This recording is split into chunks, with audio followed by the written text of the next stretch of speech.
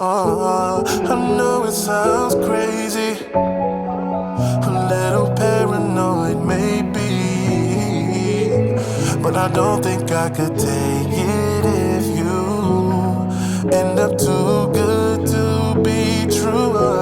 Cause you never see that pain leave, no. So this is how I gotta play it this time. Only way that I won't lose you is if I never make you mine. Oh,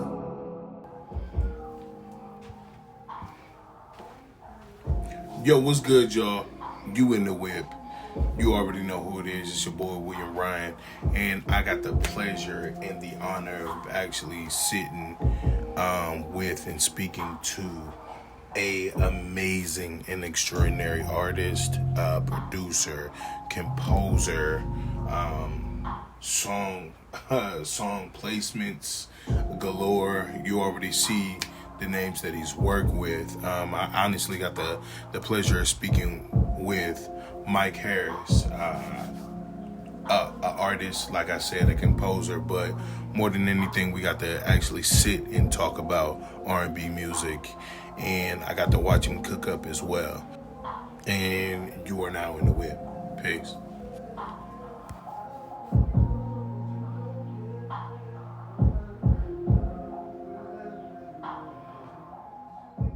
What's this one about? Uh, so this one, so I did last Sunday, because when I tell you randomly, I randomly decided to start this thing called Couch Sessions. Seen that. Where- I actually yeah. commented. I actually messaged you for that one too. I literally just seen that. Like, I literally just, because I on TikTok, I don't be, so I understand. it be message requests. They don't just be an inbox. So nigga, but now so my little cousin Lindsay, she actually was the first one. She came in and so now, because the thing is, I'm limited on the production side, so it's like, because I ain't no musician or nothing, but I'm musical enough to try to figure it out. Yeah. So I had cut this acapella. So essentially, she came in here, she talked to me, you know what I'm saying? She told me, told me some stuff. I asked her a question like, what was your last situation from like fitting to falling out essentially, like, and conversations happened, and she had mentioned something about essentially, which I got the whole conversation, but I gotta go. That editing process is gonna be. It's my first go around because I'm just doing stuff at this point. I'm just posting stuff. It's creative. But, yeah, It's content too. Like, bro. So the song's called All Yours. okay. So what it's about? Because she was talking about how she loved, like, she be with a person, she, like, especially at this point, 'cause she used to be married and everything. So it's like she's still trying to wrap her mind around the whole you're supposed to be with one person for the rest of your life thing. And so it's like she loves this person. She wants them in her life forever, but she can't find it in her to commit to the future, like to be just them. To be fully committed. Yeah. So I wrote a song called All Yours. So it's pretty much saying, it's like let me turn this down. It's really hot in here, but It's all good. It's gonna catch you. And if not, I can filter stuff out. But so a song is like, if we could spend forever in a minute, then maybe I could put my all in it. All these faded moments I'm with you is probably the most I can give you. You start telling me your plans and I pull back, 'cause I know I'll be gone, but you don't, yeah. But a second, maybe more, that's all you have me for. Can't promise you eternity, babe, but my right now is all yours. So it's like that. Shit, that's fire. My nigga, appreciate it. That's man. nah, like. So let me ask you this, because you are an established artist, bro. You are an established artist as well as a writer. Vocal arrangement, bro. That's like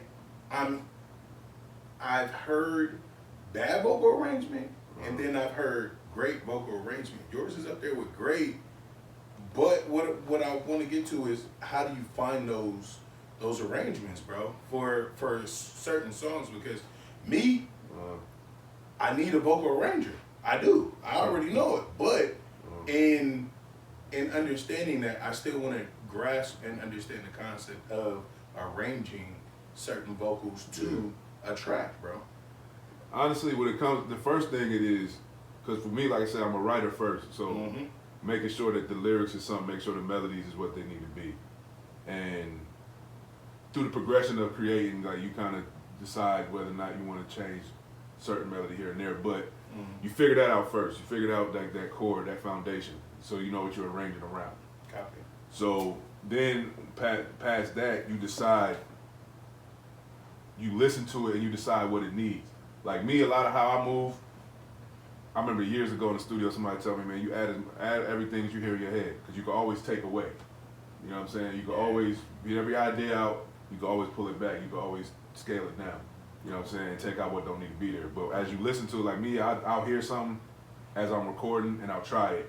And I'm like, oh shoot, and then I'll, you know what I'm saying, it'll be there. Like in a second, you're gonna see me, I'm gonna bounce this down, because I'm gonna just, for what the video is, I don't need a whole lot of crazy production stuff, just getting the meat and potatoes of what she said translated to a song. So, but you'll see how, because I cut it a cappella when I did it, when she was here. And I put little harmonies and stuff that I was hearing and all of that, and it's just something that you kind of could feel, like, especially if you got a vocal mind. I know that sounds like a weird phrase, but if you got a vocal mind, you kind of, You can hear. you can sense, you can kind of sense where it's like, where something could be. Yep. It's like, when you got a vocal mind, you listen to songs on the radio, and you be like, ooh, if they would put this harmony there, or like, ooh, it ain't taken away from what the song is, but it's like, it's definitely adding to it, and you can hear it. You can hear what's missing and what's not, and you know what's missing. You don't quite know what exactly is missing. Exactly. But you know that there's something that's supposed to be there. Yeah, or even if not missing, there's something that's why singers love being live, because they do different stuff that they didn't do in the main record. Or when you hear singers listening to a song, you hear them doing ad-libs that's not in the song, like just singing over it, you know what I'm saying? Like, cause niggas had a field day with that Folded record by Kaylani. Oh, hell yeah. You know what I'm saying? So because it's like, she left so much out there that like really killed people, bro. And you know what's That's wild why I about like that? when Mario jumped on Absolutely. that too. Mario's my top 5 male vocalists of all time. Ooh, okay, Period. okay. Period. And but the crazy thing is, when I first heard the Folded record, when I got to that part, the ad-libs, I was already like, I sent it to my boy, I never forget, I took the timestamps, I was like, yo, go listen to 2 minutes and 50 seconds to 3 minutes and 5 seconds. Yo, listen to the ad-libs on that part. And funny enough, that's the part that became the Folded chapter. I was like, I be knowing, bro, like, it's like, bro. There. You can tell. My clothes, I have them folded, meet me at night. But like that part, yes, bro, because like that was a very Joe Thomas. Yep. Meet me at night, woo, bro. So it's like that, like vocal, so you can hear it. Like you can hear it. That's why she even did the unfolded. You know what I'm saying? The acapella version of that. Because people that love, and I know people say I'm too R&B music, bro. Love R&B music. And those deep cuts cut deeper than the actual commercial. Yeah, that's why if you noted there was a joint that I did. Let me see. Let me get you in frame, bro. Oh, okay. Gotta get you in frame. You good? Hang back, bro. I was just gonna back it up a little bit so they can see. But nah, the crazy thing is, like, because I live for that stuff. I even put. Because one of the people, and I've said it in videos before, and I'm proud and lucky enough to be able to call him a big bro. Like, is you know who Eric Dawkins is? Yes. So yes, one of the dopest vocal arrangers in the world, bro. Yeah. He's up there with who else? She's always hanging with Tyrese. She's in gospel. I forget her name. I swear, you talking about my homegirl. It's yes, the funniest thing. You already know. My homegirl Isa? No. She's an older woman. Oh, older woman. Okay. She did the BET gospel competition show. The Sunday Best Show? Yeah. Word. She I gotta think who you you said one of the judges. Yeah. I'll have to see it again, because it's been a minute since I've seen Sunday Best, but like, let me make sure. Oh my goodness. I gotta find it. I got you. I'm gonna show you.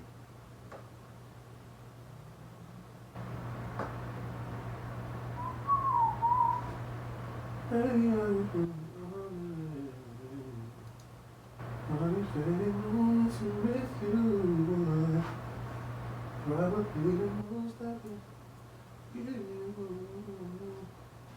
like yeah, like but Eric, seeing cats like that and watching them old Underdogs videos back in the days and all of that, it's just like, bro, like I used to love, like I put it's a video on my Instagram right now that if you look, matter of fact, is it still on there? I have it. Oh, it's Eric's birthday there. Kim Burrell. Oh, I'm thinking, bro. Kim Burrell. Oh, bro, because when you said what you were saying, I'm thinking you talk about somebody like, because Kim Burrell is definitely She's Kim Burrell is. They up there like vocal rangers extraordinaire, bro. Like when I talk about R&B music, we have the R&B singers and then we have the R&B singers' favorite singers, bro. Yeah, exactly. And those are the like it's cool to see the R&B singers, but the singers is amazing. Like Jasmine Sullivan. Bruh, look, I just had this. When I tell you, I just had this conversation with somebody the other day, and we was talking about like our top vocalists and stuff like that. And in my top 5, you know what I'm saying? I never like doing top 5s and favorites and stuff, but there's certain people where it's like they're always. Who actually cuts through for you? I already can tell you my number 1. My number 1 female vocalist all time is Brandy. Period.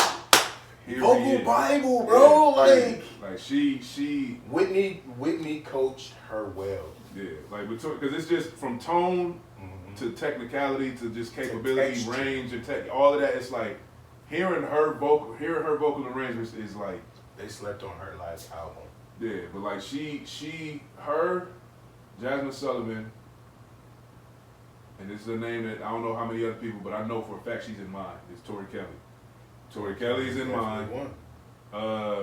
And then just out of just respecting the legends, you know, Whitney got to be in there just because she's just, you know what I mean? She was gifted. Yeah, but like, yeah, so it's just focus. It's not all about riffs and runs, but it's about, like you said, texture and the sound. Because even like when you get to people like Kiki Wyatt, you know what I'm saying, or like people that can like do a range of things, you know what I'm saying? But there's a lot of new people too, like not new but not new, like people that if you've been paying attention, you know. Like for me, Luke James is one. Absolutely.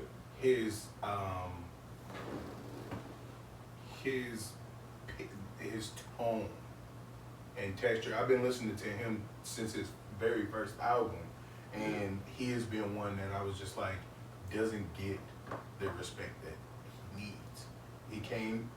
He went on tour with Beyonce. Yeah. His first round out. So I'm like, because I remember him from back in the Luke and Q days. You know what I'm saying? And then when he was singing background for Genuine and fucking Jamie Foxx, bro. Like these are the singers. Hearing singers like that is like very, very, you know. We get to this point where we say it a lot. Where we say, "Are they underrated? Or they this, that, and third?" And it's like you would love to see, like from the talent level they have, you would love to see them just go. You know what I'm saying? Because there's a bunch of singers we can name. We can name Avery Wilson. We can name freaking. That's another power. You know what I'm saying? Like even bro, there's a cat that that's like in such a subtle way he's cold. This cat named Josh Levi. I know who you talking about. Hearing him, like, it's like, because he got, like, his song went viral because he had that birthday song, dance, dance, dance, but he can actually, like, sing. He can actually do that. You know what I'm saying? The auto-tune and And everything. that is a commodity, and I feel like a lot of people put so much emphasis on, if you can run, you can sing. It's like, it's not even that. It's knowing. It's the control and knowing where. And your choices and all of that, you know what I'm saying? But that's why, like you said, when you get in the studio with certain people vocal around, because I'm never going to claim to be the best vocal arranger, but whatever, but like, there's certain people that, like my guy Kendrick Dean, or like Troy Taylor, or people that know what they're doing, know what this needs, know what don't put that there. Because me, I go through just a bunch. End up with my results because I go through a bunch of trial and error, and I'm here dolo, so I'm able to let me try this, let me try this, let me try that. You know what I'm saying? But like having that gift for knowing voices and knowing harmony and knowing what. But Eric Dawkins is always gonna be look, bro. Him, Adonis Shropshire. You know what I'm saying? I like Tanks too. Tank is crazy. Tank, Because people don't, and that's the other thing. Like people, like obviously it became a Sex, thing Love, people know and Pain now. too, bro, is one of my favorite songs. Like Bruh. to play at any time. Oh, Sex, love, and pain too. I want it all. Yeah. I want it all. Yeah, Sex, nah. love, and pain. Yeah, It was just like I was like, bro, I heard the first one and not like the original when it was cold, and I was like, this is fire. And then going back through his albums, I was just like, this shit is hard. And then to have to play on with the Jodeci intro, that was fire. Yeah. That, like the essence of the Jodeci intros and stuff like that. That Because the first Sex, Love, and Pain was when that finally got put on DSPs and all that back in 20. I think it was. That was 22. I think it was 21. Early 22. I think, or late 21. I think it was no, it was early 2022 because he had to go through and actually get his IP on it again. Yeah. Oh yeah. Trust me, because trust me. I know the whole story with the well, not the whole story, but like the background, and that's why Aaliyah stuff wasn't on there. That's why JoJo re-recorded her record. Yeah. All of that. They had to because they were refusing to actually send that out. Yeah, but so for me, like back to what you were originally saying, like just the arrangement is knowing. It starts with what you're a fan of, the ear candy you like to hear. You know what I'm saying? And like, oh, that's what I'm going to play. So like when I did this was an acapella of a song, and I played it. And I remember I'm talking about Eric Dawkins in this video too. Like I said, I'm a fan. But like when I did this one. And at the end of the video, you hear my harmony load part on this one part, and it's like, when I do stuff, nigga, I gotta figure out putting harmony. It ain't gotta move. Like Eric Dawkins was the king. Not just him, but like Eric Dawkins was the nigga that I looked at. Like the movements and the harmony and doing this movement with this note, but it landing in a perfect harmony with the other note, bro. That's where I get it from. So niggas be like, why you be doing them niggas, boy? That's always gonna be important to me.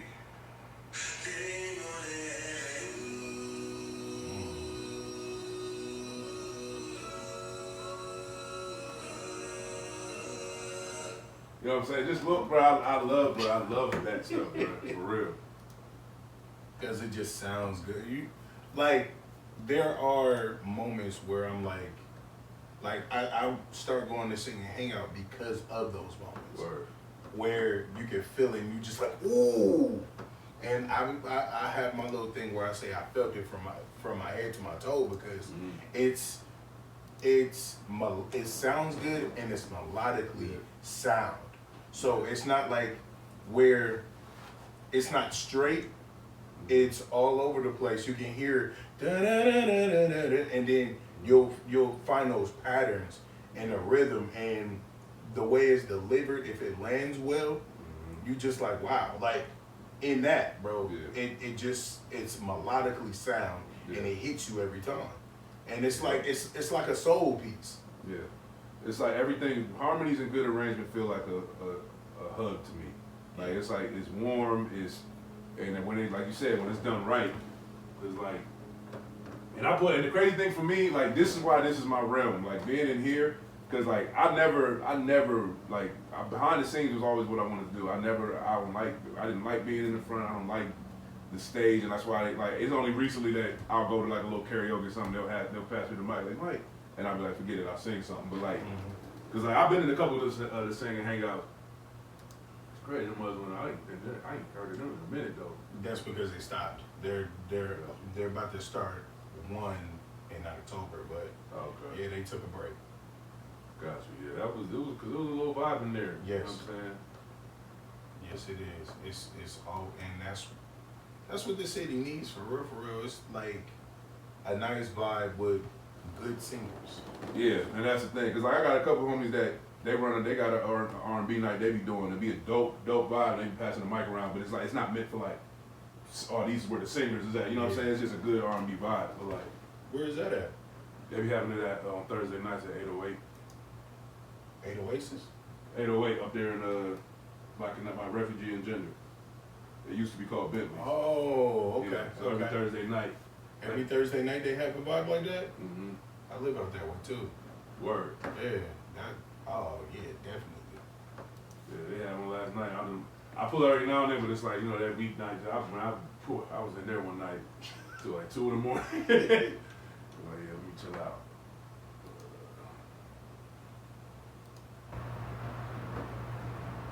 If we could spend forever in a minute, then maybe I could put my all in it.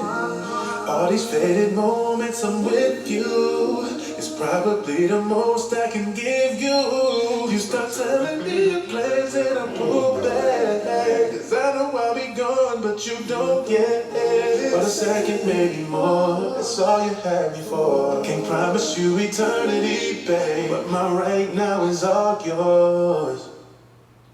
All yours. You know what that reminded me of? What's that? Just with different tones, it reminded me of Boys to Men. Oh, word. Yes, sir. Word. It definitely reminded me of Boys to Men. They classics. But a second, maybe more. And the crazy thing is, I'll do this song, and my favorite part will still be The deep part? Nah, there's a part, because that's just a plug-in that I put the octave on when I be wanting to add some color to a line.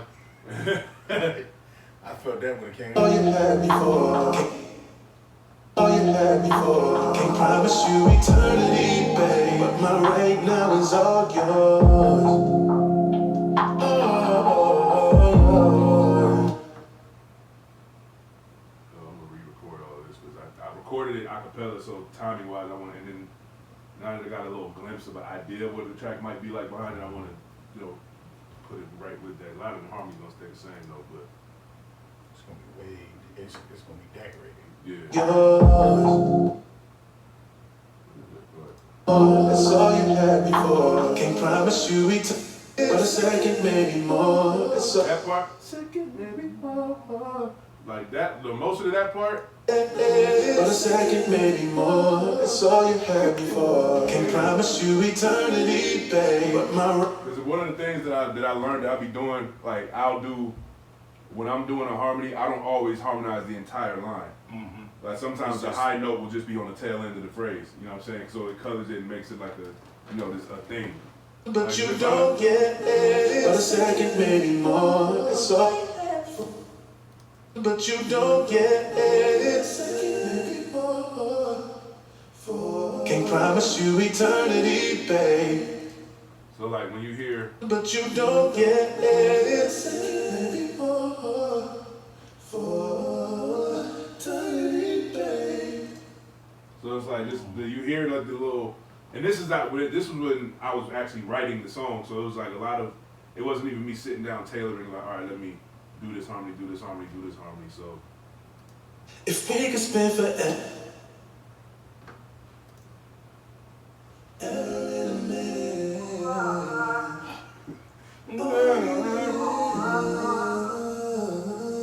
With you. you know what I'm saying? It just be little, just color. You know what I'm saying? It's like you're doing like this.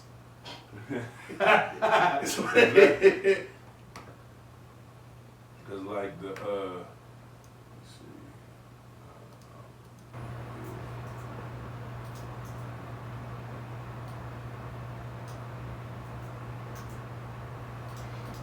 So I'm probably gonna ask you this tomorrow, but what started you on this journey, bro?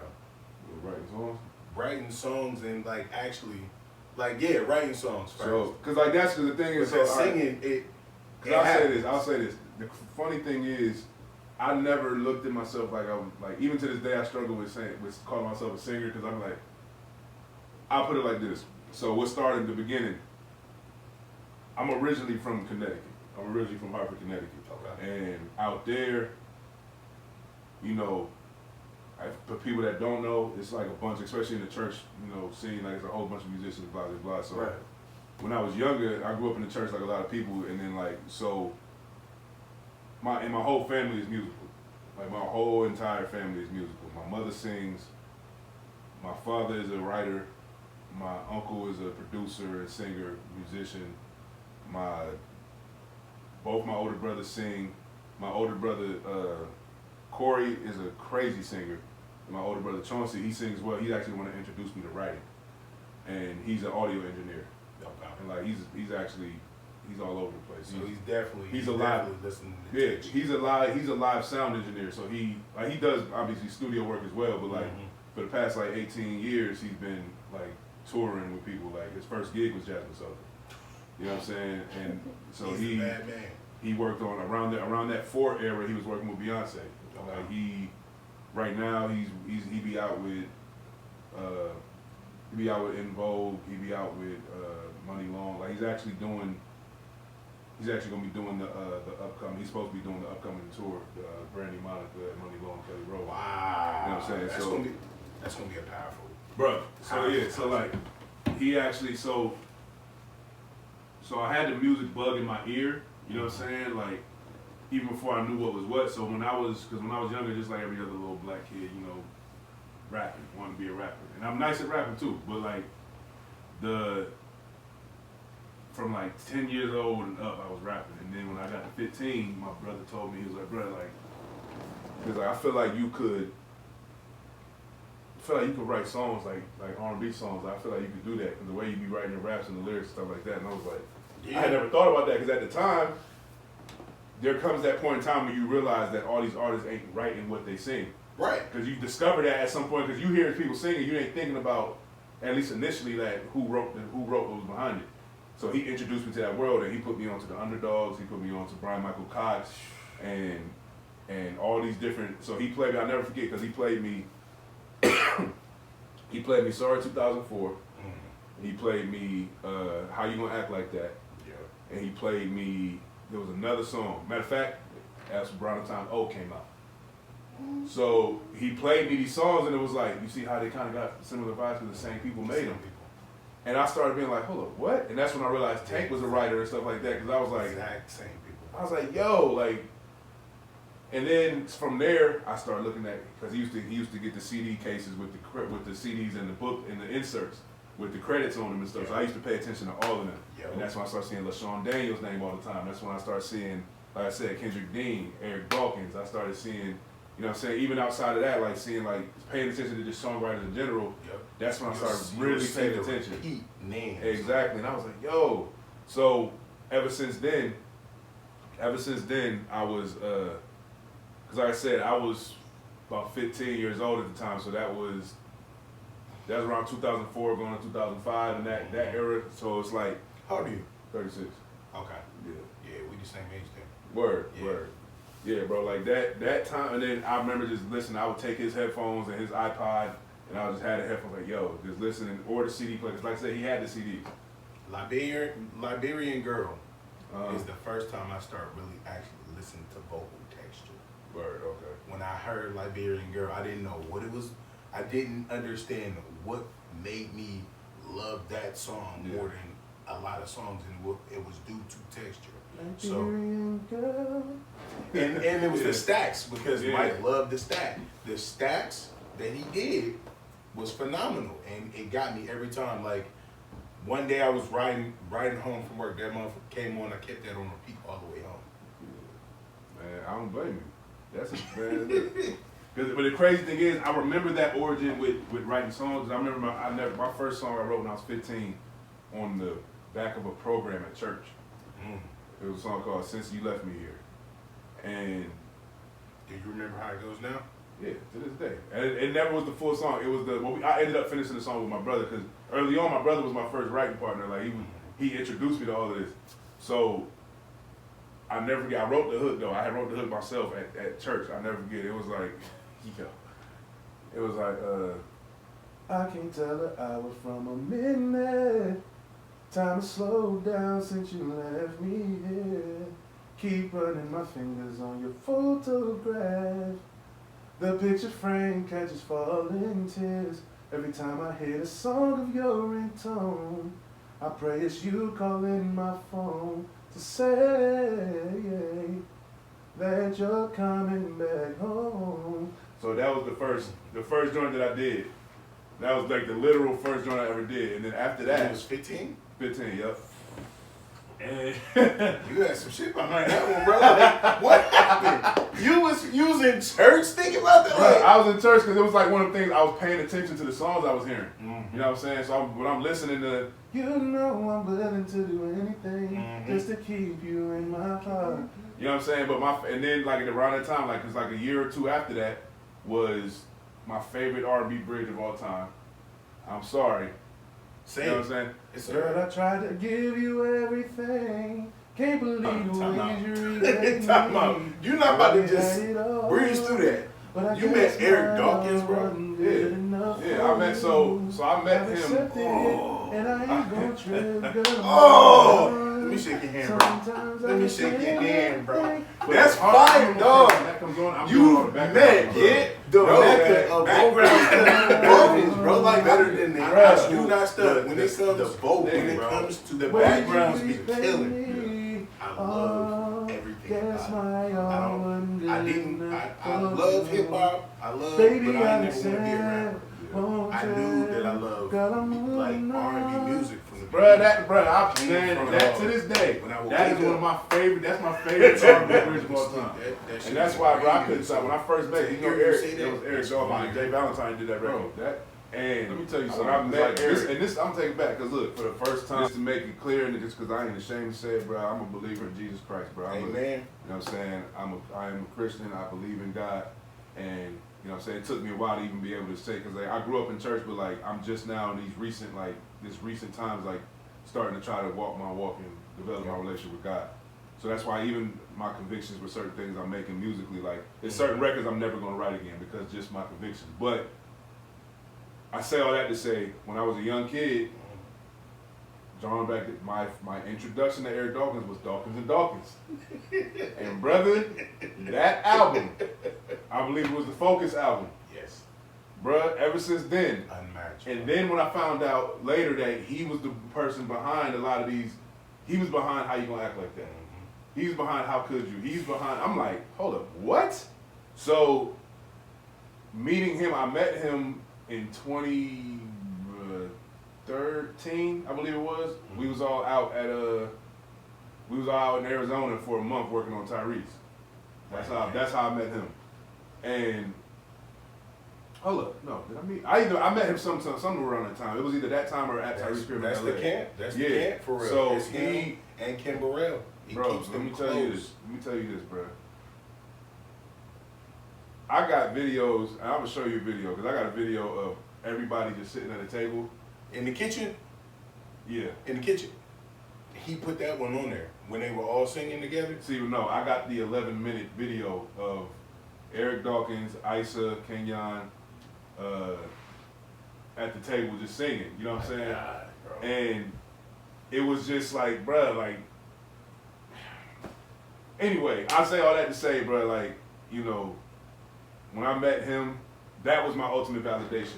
Mhm. Like, cause when I would do little like just singing under my breath or something like that, and he would hear me, like he would notice, and cause you know, like I said, I was never confident in my voice because I got such respect and standard for what vocals are. Yeah. So it's like, and that I'll never forget because that happened also. I remember I was in the studio in Atlanta. This is years ago. I was in the studio in Atlanta with when I was working on Day 26 at the time, and I was in the studio. It was me. Yeah, it was like Willie from Day 20. Willie was in the room, because everybody wasn't in the room at the time. And then you remember Dondria? Yes. She was in the room as well. And yeah, so I remember singing, and I would do it under my breath. And she was like, "No, you can't. I hear you over there." And I was like, "Hey, all right, like, you know what I'm saying?" So it's like that. About me. So yeah, so that stuff like, so yeah, but meeting people like that, meeting Eric Dawkins, meeting, you know what I'm saying? I remember in passing only once, I met Tank, cause this back when I worked on the TGT album, and just seeing them and hearing them around, and even and Reese, like Tyrese, he bro, that texture, that full deep full tone, you know what I'm saying? Yes. Like so like being around that pedigree, it's like, yo, like, that's one of the reasons why I don't have, you know what I'm saying, I don't have I ain't gonna say I don't have patience, but when it comes to cutting a record and when it comes to hearing somebody sing, I'm not just gonna tell you good. You know what I'm saying? I'm not just gonna be like, because I know what You know what vocals good are. is. Yeah. You know what good vocals and that's not are. said with any level of arrogance or superiority. That's That's like, just an understanding of how Yeah. vocals are, bro. Like there are top tier vocals. It's okay to say, hey, you ain't the best. Yeah. You can work on it. Like it's vocals. Vocals are muscles. Yeah, You have to train them and keep training them.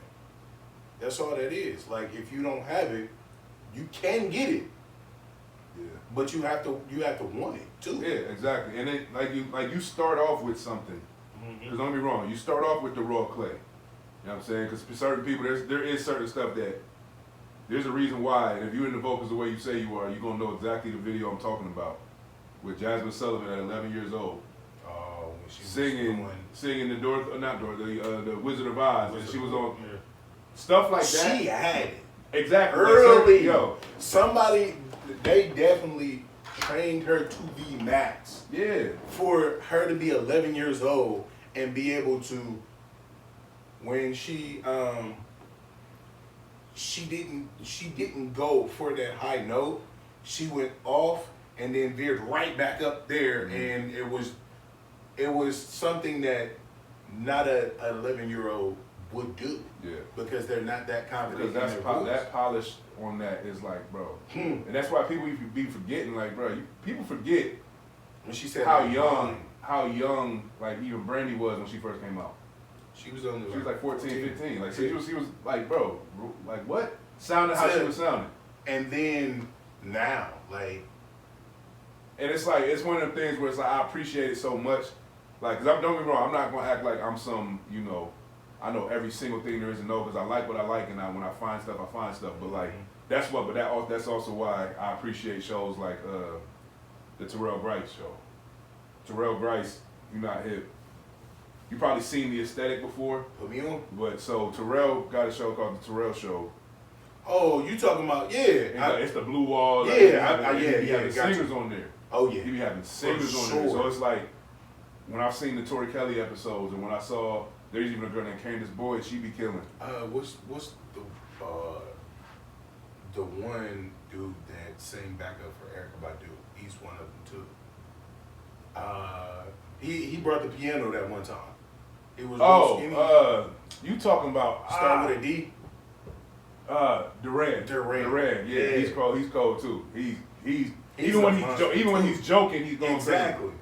And then there's bruh, you hit the Samo. Yes. Bruh. When I found him on the Terrell show, Bruh. I've been following him.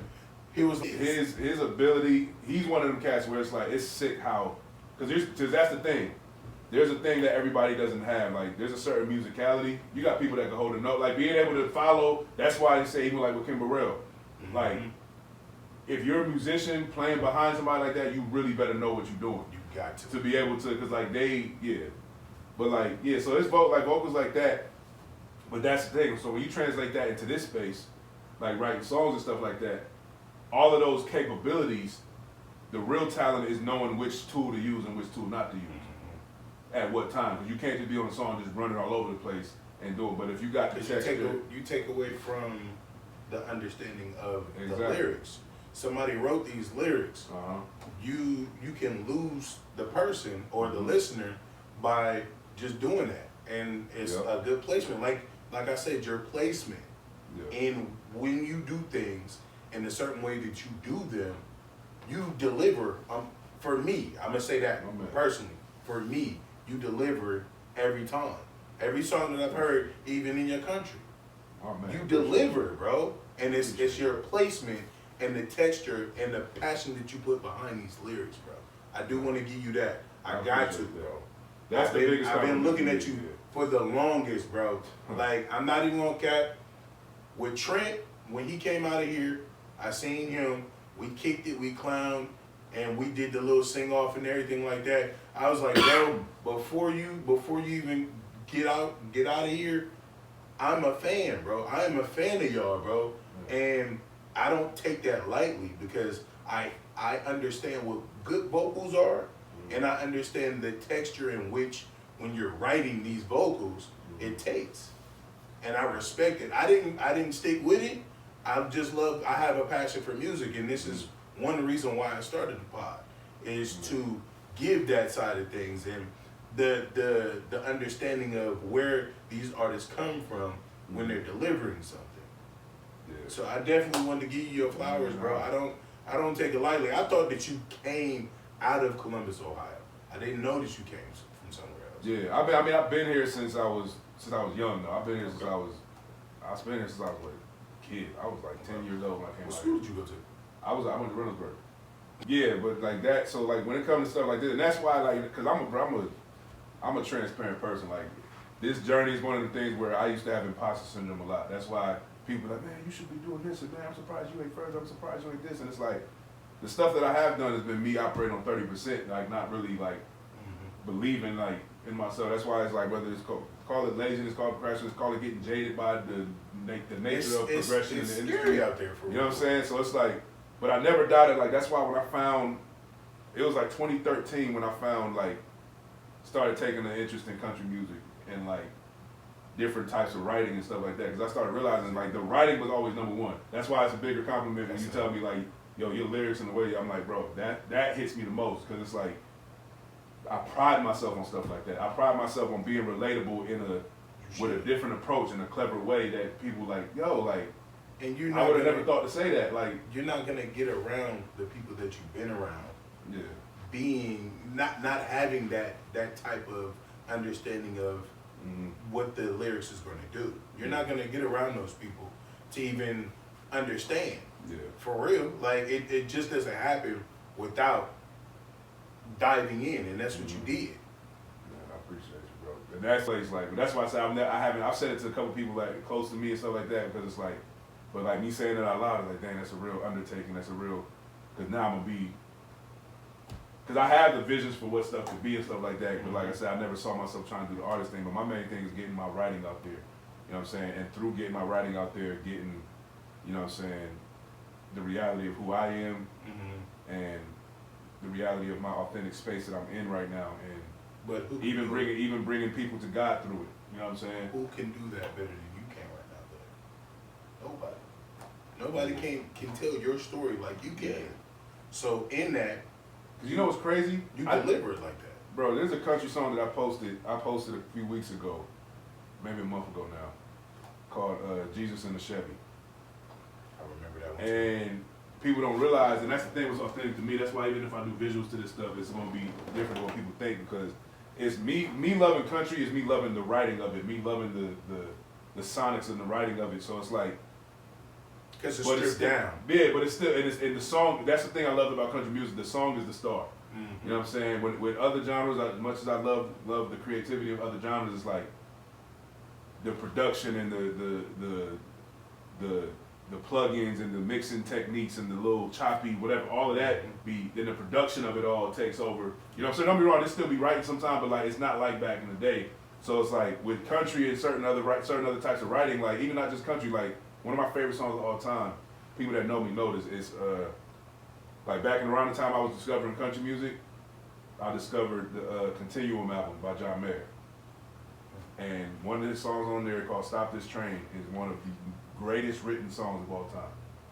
One of the absolute greatest written songs of all time. And so for me, being able to attack that type of writing style and being able to, like if you listen to a lot of stuff, like even the Jesus and the Chevy, like when you look at me, I'm not attacking this, I'm not wanting this music because it's like, it just so happened to be, I'm finding myself at a time where everybody's like, oh yeah, them black people in the country, oh yeah, get your money, bro. Like, bro, you don't even know, they ain't got nothing to do with none of that. It's, you know what I'm saying? How I look at country music is it does strip everything down to the bare bones of what a person is saying.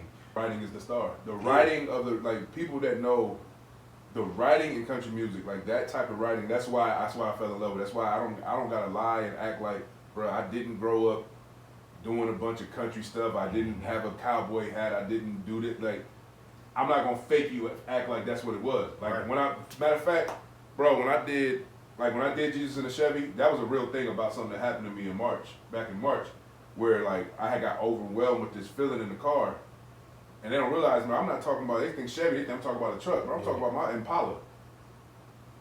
I was on Main Street in my Impala, and it was like, bruh, like I had a moment, and that's what inspired that song. On the other song I did called Cross Country, where I said, whoever said that men don't feel a thing never walked in my boots. I ain't talking about cowboy boots, I'm talking about my Timbs. Bro, that's what I wear, like, you know what I'm saying? And that's real to me.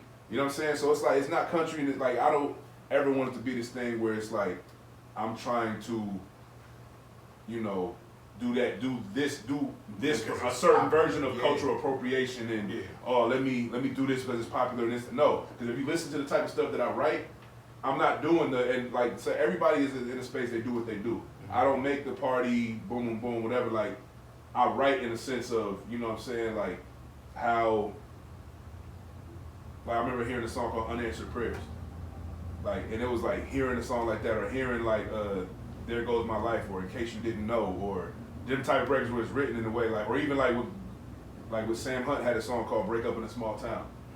It's like everybody knows that story. I never thought that she would get down with somebody I know. I guess that's just how it goes when you break up in a small town.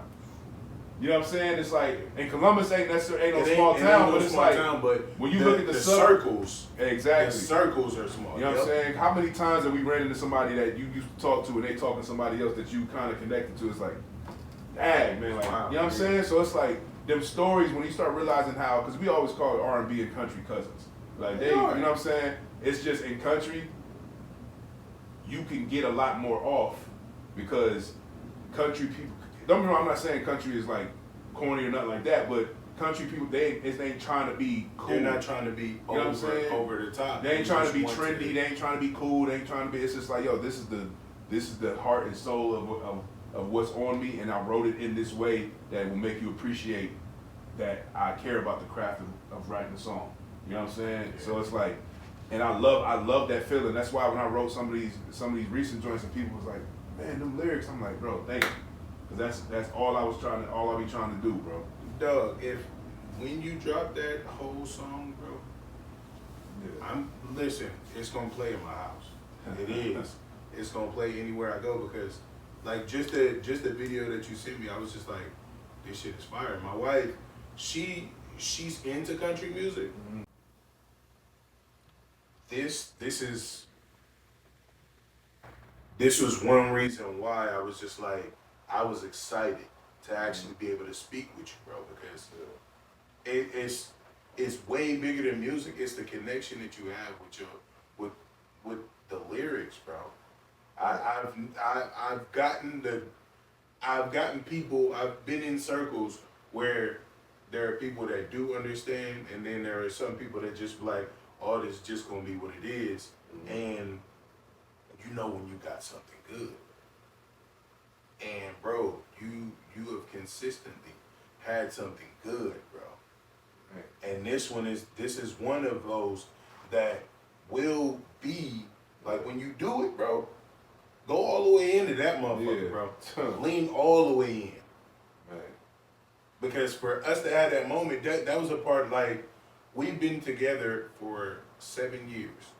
6 years. Close to 6 years. And we've had moments at least twice a year. This is one of the moments this year that we actually had to sit back and was like, damn, we truly bonded on great music. That's how we bonded. Man. And in that, this was another way of bonding, because our first night that we kicked it, we was on a couch, I was rubbing her feet, and we was playing music, and we did like a R&B battle. Who can do it better? And in that, I was just like, you're going to be my wife. She was like, shut the fuck up. Da-da-da-da. I was like, nah, you are. And with that, like, this just solidified the reason why. Because we understood what music is, bro. Bro, I appreciate you sharing that with me, bro. Man. I ain't telling nobody, bro. This happened last week. When you sent those videos, bro, I was just going through it and was like, okay. Oh, shit. And I sent it to her because, like, I feel like she's a producer for me Cause she was like, hey, this is what you need to do. Follow up, keep following up, da da da da. And she was just like, have you checked in with Mike? Have you checked in with Mike? I was like, for her to say that, she don't really go out the box for nobody, bro. For real. She like to stay in her little niche. Yeah. She's like, did you check in? I was like, I will. And bro, like it's never right when I was about to text you texted me right before I woke up, bro. Cause I was gonna text you and be like, hey, we still on? Yeah. Hey, I wanted to do it yesterday for real. But my son had rehearsal and I was like, I gotta have him set up because he's into the arts too. Got you. He didn't start songwriting. He's writing songs and delivering bridges. Oh wow. At 14, bro. Kid in this generation. And he's not and it's not R&B. This is something that's gonna be completely different. It's his thing and it's good. Yeah. And I'm blessed to actually be able to help him in this. I was just like, do you know what you just did? It was like, I was just writing a song. I was like, for you to, I want to let you, I do want you to understand. What you wrote was, you did the verse, the hook, you went in, you delivered that, and then you tied a moment in time where the hook and the verse connects in its own way. And he was like, what is that called? I was like, that's called a bridge. And you didn't even know. So I'm truly blessed to be around and be able to help in music. Being not even directly affiliated in it, but to be able to speak with you and to help my son and do what I'm doing, whatever it is, it's working because of God's path, bro. Bro, I was just about to say, like, because I'm growing more understanding as the days go by and like realizing that the mission of Jesus is like, as it says, like, the church is famous now, but like Matthew 28:19, we're talking about discipleship and making new disciples. To do that, you got to connect with people. You have to. You know what I'm saying? So it's like, however, like I was telling my boy the other day, my goal with music, and I've never really had like a verbal mission statement about my music and nothing like that, but like, my mission with music, regardless of what genre it is to relate to people. Like I said, obviously through the craft, like write it clever, write it in a way where it's like, dang, I never would have thought to say it like that. Right. You know what I'm saying? So like, but make somebody listen to a song, and even if it's just one person where it's like, dang, I'm not alone. You know what I'm saying? Like, and that's what the Stevie Wonder's Key of Life, yeah. that was that for me. Yeah. So I understand that's a mission, and it's in fellowshipping and having and building that community. That's where we get that.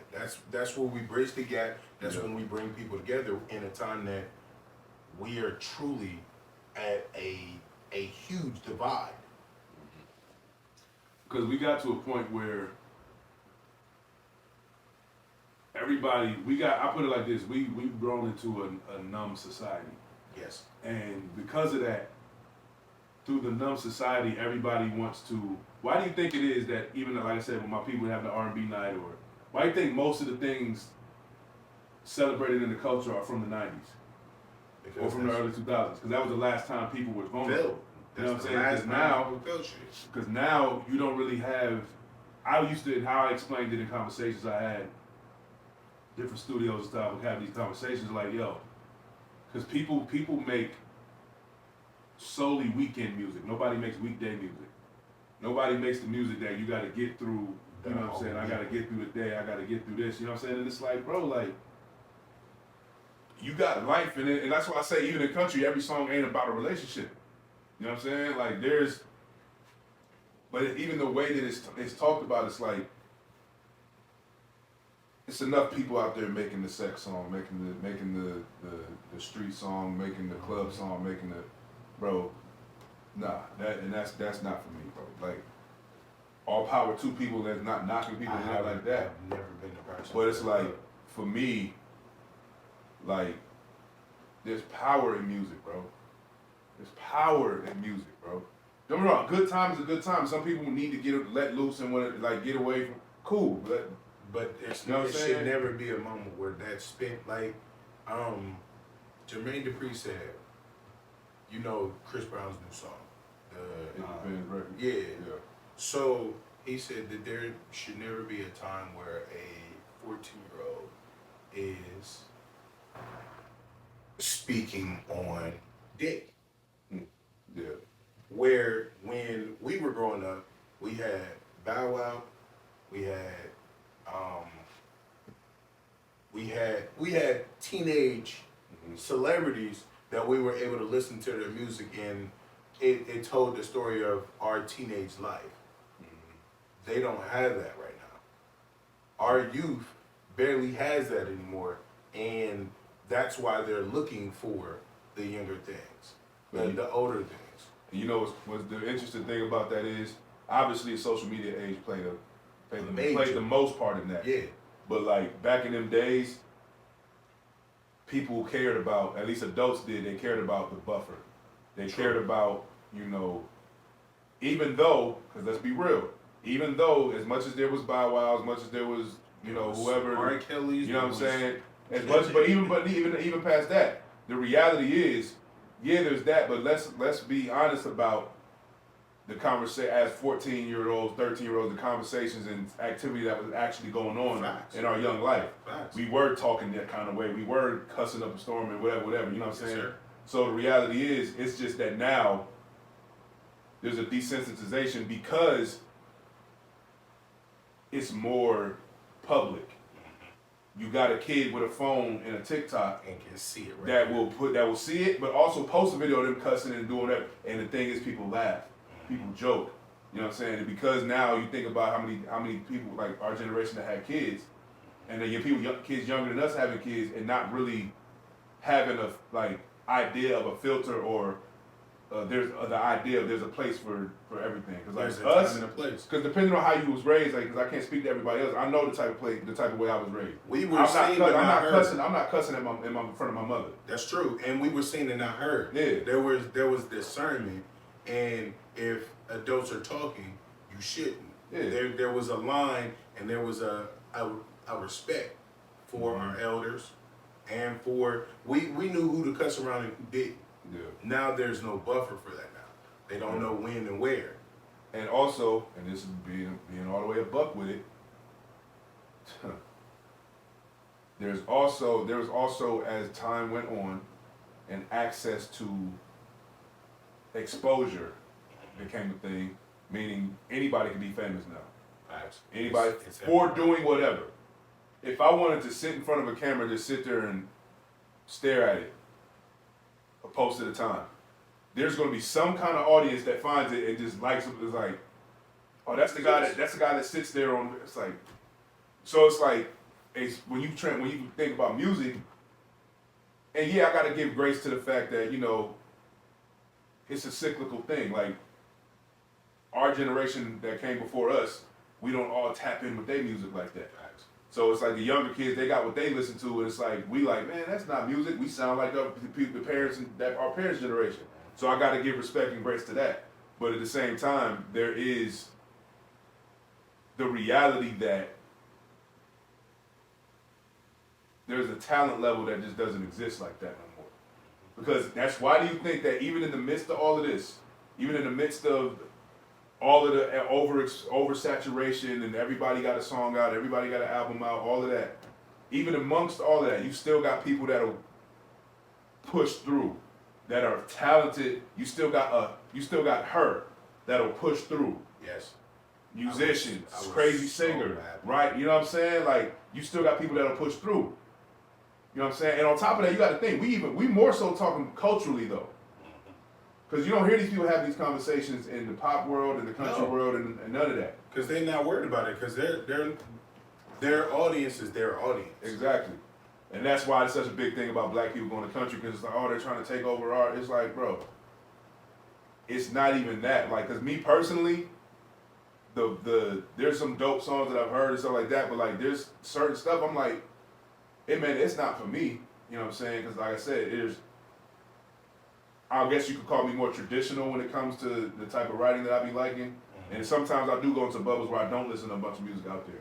Like a lot of the popular songs and albums that people it becomes too much and Yeah. you sink into your Yeah. subconscious. Yeah. Like a lot of the popular stuff that people talk about, the albums everybody talk about, I haven't even heard. I don't. People know that about me. I'm Lil Wayne-esque in a sense of I won't know what song you're talking about. You know what I'm saying? Or I won't. I might if you play like that one, but I won't know the song. You know what I'm saying? So, and it's not an indictment against other people. It's just like I don't. You know what I'm saying? Like I like what I like, and if I find something new, there's only certain people that can recommend new songs to me because I got trust issues. If you send me a song and I'm like, come on, man. But like there's certain people, like people I've done music with, people that know me, they know the type of writing I like. It's only maybe one person on the face of this earth that consistently sends me songs that I'm like, yo, that's crazy. Because we know, we get it, because he's a writer as well. And we get it, you know what I'm saying? But like, I also had to break myself out of, because I'll even tell you this. Because funny enough, this happened around the time where I first ever saw you in person. This was back in like '09 when I was going to Columbus State. I remember being in a class. It was English 111. And I was the most narrow-minded, I can admit it. I was so narrow-minded, so, you know, it was like the musical version of a God complex. Because I feel like, because it's like once you discover something, you like, I know about this, but yeah, you know what I'm saying? So, That's how it was with Luke James. Bro, and the thing is, at the time we in the class, and in the class we're breaking down Paper Planes by MIA. And I remember hearing that song, and I remember being like, I didn't get it. Because I didn't pay, but because, not because she wasn't saying nothing, but because sonically, it didn't sound like the music my brother had put me on to. It didn't sound like. It was everywhere, and you got to break them, you had to break the lyrics down. Exactly, and it didn't sound like the R&B, because like if it's not this type of R&B, then it ain't nothing. You know what I'm saying? So I'll never forget being in the class and we breaking the lyrics down. Not, bro. And I said this, and then when I tell you this was the most humbling thing that ever happened to me, and it needed to happen. You know what I'm saying? God made that moment happen. I was in the class, they was talking about the lyrics, breaking the lyrics down, blah, blah, blah, and I said the most snobby thing ever. I said, well, I actually make music, so I know that this ain't real music, or this ain't. I said something like that. I was like, and this girl, humble. I wish I knew her name, because her face is ingrained in my memory since back then. Nigga, she said to me, "You're saying she ain't saying that, but we spent a whole college class breaking down her lyrics," and I was like, and I couldn't say nothing. And I was like. In that moment, when I had that slice of gourmet made humble pie, and from that moment on, I started broadening how I thought about stuff, and I started being careful with calling something whack or calling something, because there's certain stuff that I do think is not good, but like opening my mind to being like, I just don't get it, or it's not for me, because there's something that has an audience that I never You will never understand or get it. You know what I'm saying? Yeah. And I had to understand it. You know what? So that broadened my perspective and broadened my horizons of how I view art. You know what I'm saying? Especially when you think about how personal art is to the artist. You know what I'm saying? Like, you put yourself out there on a record. You know what I'm saying? Especially if you're an artist that's creating from a real place. Like, you creating for a check, you creating to try to fit with the current trend or theme, like, bro, that's one thing. But if you create from a place of like, bro, I bear my soul on this record. Tears in this, yeah. And for somebody that doesn't get it to call it whack or say it's terrible, I had to realize what that would feel like. It's like a smack in the face. It's like it was a wake up call, bro. Yeah. It was a wake up call, bro. I had to eat. I had to take that on the chin, like, dang, bro, like Get that. she was right. You know what I mean? I think I had that happen to me on.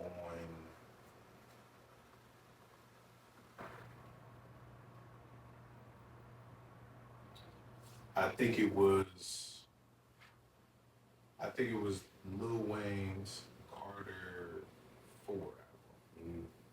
where I was just like, it was right after his skater era, and I just didn't get it. I was just like, this ain't the Wayne that I've grown up listening to, and this shit is whack. That's what I said.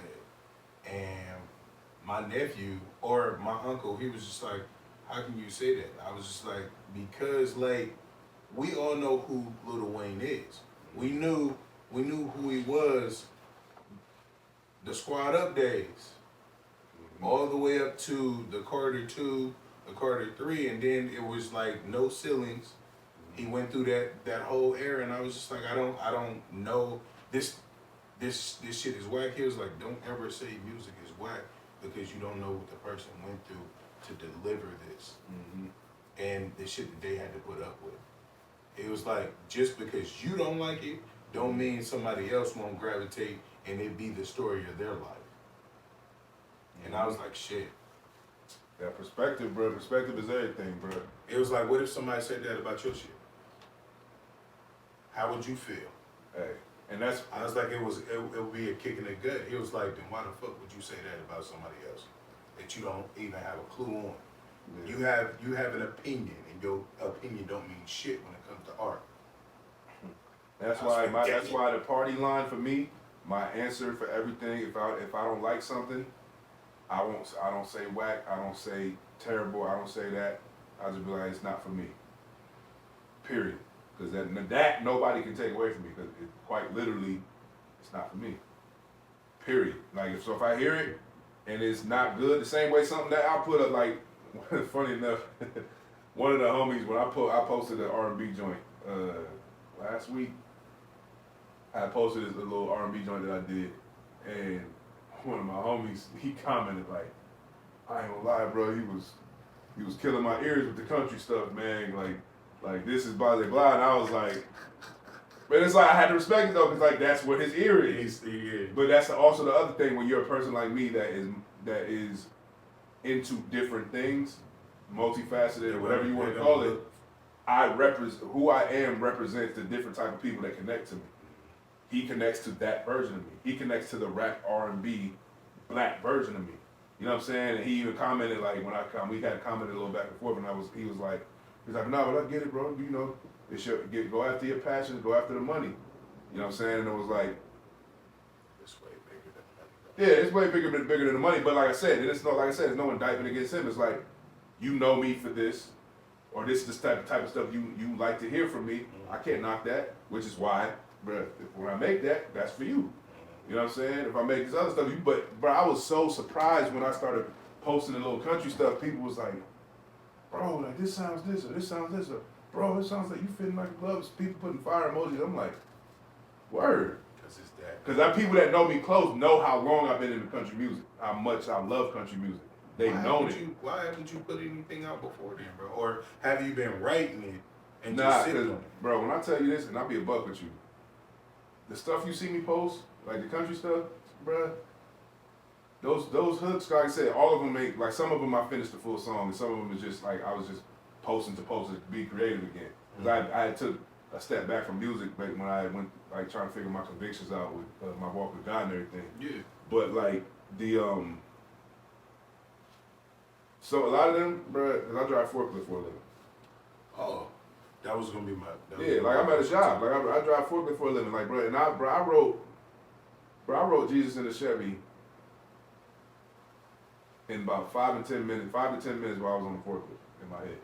Damn. Acapella. Cause I hear how it's supposed to sound in my head, and I get with my guy Josh, who's incredible at what he does. He's a musician, producer, cameraman, all it, brother, all this, everything.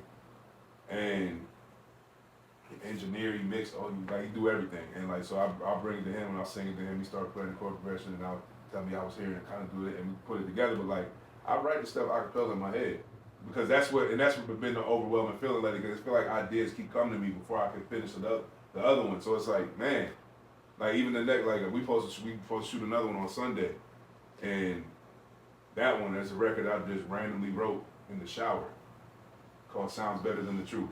Mine's come after probably 1 o'clock a.m. it's just play. It'll be something that just plays, and I gotta wake up because if I don't, it will be gone, bro. But that's the thing. It happens when it happens, and you gotta pay attention when it happens. Even if that means you wake up out of sleep and put this voice memo real quick. You know what I'm saying? I got tons of them, bro. Yeah. I'm like, damn, I gotta remember the melody of the song. Yeah, and that's the thing where it's like now I'm at a point where it's like, all right, let me start. That's why I started being here every day. So all right, let me like, cause whether you was here or not, I was gonna try to work on this. Cause now that I feel like I got enough, now I could recut it and get to editing the video, and then get to a point of posting that, and then finishing the Neon record. Cause I feel like that one's almost done.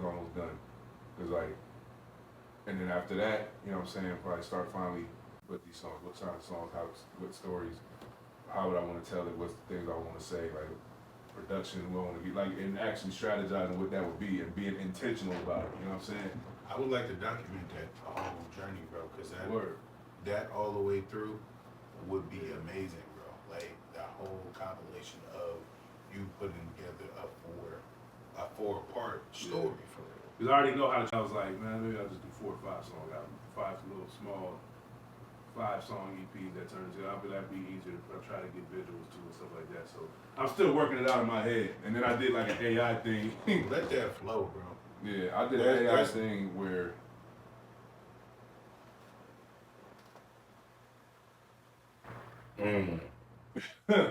That's hard. you know what I'm saying? So I'm mulling it over. I'm thinking in my head and stuff like about how I want to go about it. Cause like country songs, I got enough. I got like there's some. They still need to be fully written out. But as far as the hooks and certain verse melodies stuff like that, it's about 10 of them joints. And then rap, I will have to figure out because rap. And the thing is, all of the songs is gonna be like the relatable perspective type of like, yo, like I ride to this because this is my life type of energy. That's why my main goal is to create something that I would listen to myself and play it. You know what I'm saying? So, bro, you ain't gonna never steer you wrong on this, bro. yeah. Like you got the you hold verses, bro. You do. Like I'm not even gonna stop. Like I do want you to be a mentor when I actually start my album, bro. Cause you going I feel like you would be able to help me get out what I need to. Whenever I start, I do need you to be that guy, bro. Please. I'm asking now because I understand. I know you busy. If time aligns when it's time to that's do what that, I'm saying. You know what I'm saying? We'll figure something out. You know what I'm Because saying? the shit that you create, bro, is immaculate. I appreciate you, bro, for real. We're gonna talk more tomorrow though, for real. Like that's what we gonna get in. I'll pull up on you. Okay. Well, like you just tell me where you want to meet up at, and I pull up, and then we jump in the car. It'll be a camera here and a camera over on the dash, and we can chop it up just like we did tonight, bro. Like it's one of those. It ain't nothing that you got to think too much about. I ask general questions, and then we actually have a conversation similar to what we did tonight, bro. Word. And it's all about. Just one you pull up and park, or you drive around with. I can pull up, park. I can drive around. Like it's where like for my boy. You have you heard of he went by I Soldier. Have you ever heard of him, the rapper? Soldier. That sounds He go by Joe now. Alright, then don't hold it against me. I don't be knowing who. I got you. I don't even be knowing that people know who I am sometimes. They be like, oh yeah, Mike. I'm like, how do you know me? No, I'm surprised that you sound like that, bro. I'm very. Okay. So with him, he asked me to pull up and park, and we had like an hour and a half conversation on his journey. For Trav Dave, I had 2 hours for those two. So it's real natural vibe. Yeah, it's real natural. And I don't require much, bro. Just Be transparent with me, and it's about music, bro. It's the main reason why I started, like I said, is to create community and my passion for creatives in general. Because I'm one myself. Like I understand the pressures and the irritation in trying to make something that would transcend just my palette and cut through the alignment of diversity and stuff like that. Like it means something to me. Speaking to people and understanding, letting them have their own words to speak for them. So when somebody listens to you, pulls up your music, they understand your mindset through creating that verse, through why you set that line there or created that melody. So it gives them a better understanding of who you are, and then that creates another fan or a person that will support you throughout that. I'm just a vessel to actually get that spotlight put on you. It's not a bright one, but it's a light that needs to be shined on you, bro, because I've been watching you for years, bro.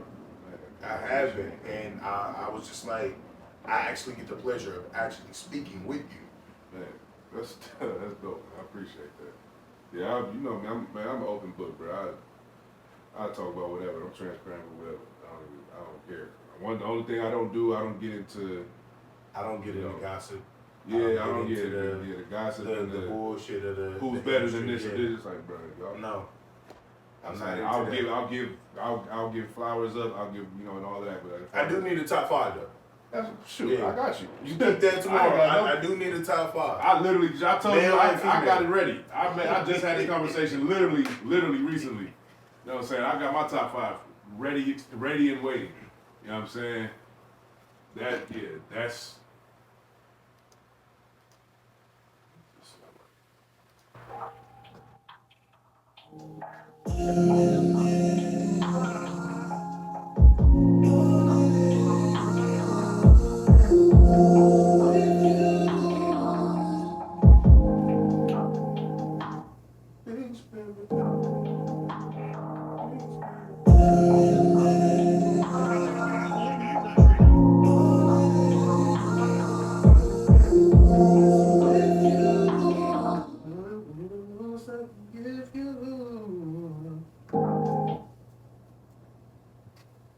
You said noon tomorrow, right? Yeah. All right. If you do need to push it back, you can. It's That's cool. I'll be up. I'm trying to think where would be best to do it at.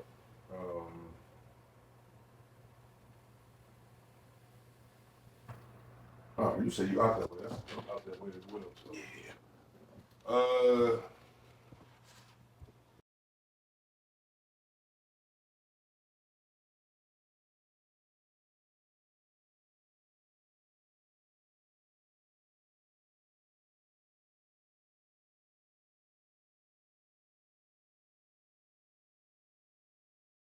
Pedal to the floor, I was driving like a bat out of hell. Felt the devil on my coattails, telling me, boy, I'm coming for you. Just keep doing what you're doing. This place will fit you so well.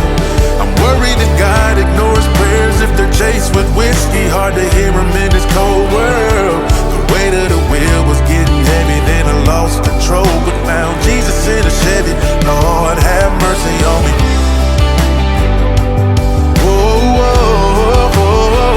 Have mercy on me. Yeah. Jesus in the Chevy. Lord, have mercy on me.